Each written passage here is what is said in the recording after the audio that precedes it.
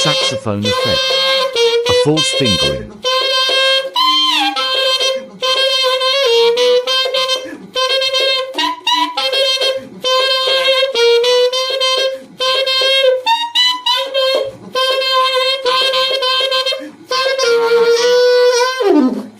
Okay, so gusto niyo ba matutunan yung effect na yon?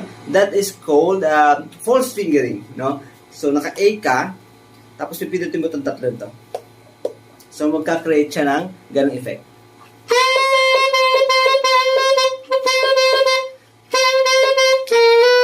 Okay? Na pwede mo samahan ng ibang notes, no?